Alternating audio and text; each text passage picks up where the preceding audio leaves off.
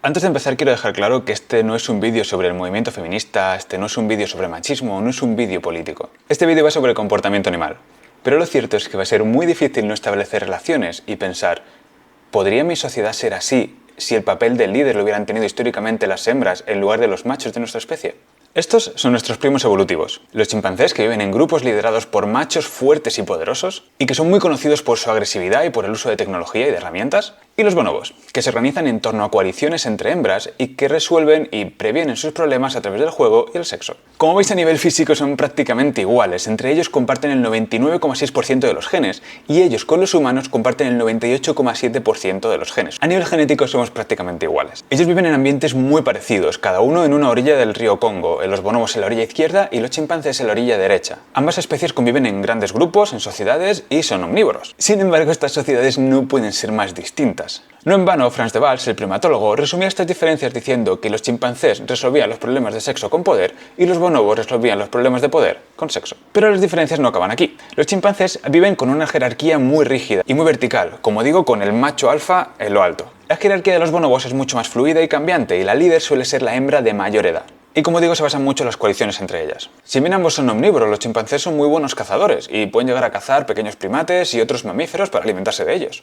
Sin embargo, la dieta de los bonobos está mucho más enfocada a los vegetales, a plantas, a hojas, a fruta, aunque también por supuesto se dan casos en los que cazan otros mamíferos. Y en cuanto al juego y al sexo, como digo, son totalmente polos opuestos, os explico. Si los chimpancés únicamente juegan prácticamente durante la infancia y el sexo lo utilizan básicamente para funciones reproductivas, los bonobos los usan en contextos totalmente diferentes y lo hacen entre adultos de distinto sexo, del mismo sexo, adultos con jóvenes, en fin, de todo un poco. E inclusive lo hacen en contextos de un estrés elevado. Os pongo un ejemplo. La primatóloga Isabel Benke cuenta una anécdota que dice que cuando un grupo de bonobos llega a una fuente de alimento, imaginaros un árbol con fruta, ese momento de estrés, de elegir quién come primero, quién come después, lo solucionan teniendo sexo muy rápido y muy promiscuo durante los primeros 5 minutos. Después ya de haber generado endorfinas, de estar más relajados, entonces es cuando deciden quién come antes, quién come después y van todos a comer de forma pacífica. Ella hace el símil con las bromas humanas, que son cosas que se hacen en contextos sociales, que se hacen para todo el mundo, que son rápidas y que sirven para,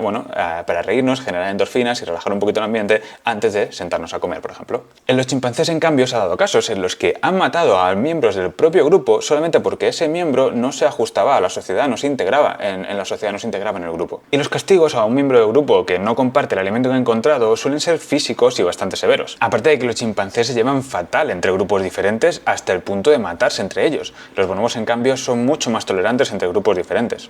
Pero, ¿de dónde viene esta diferencia?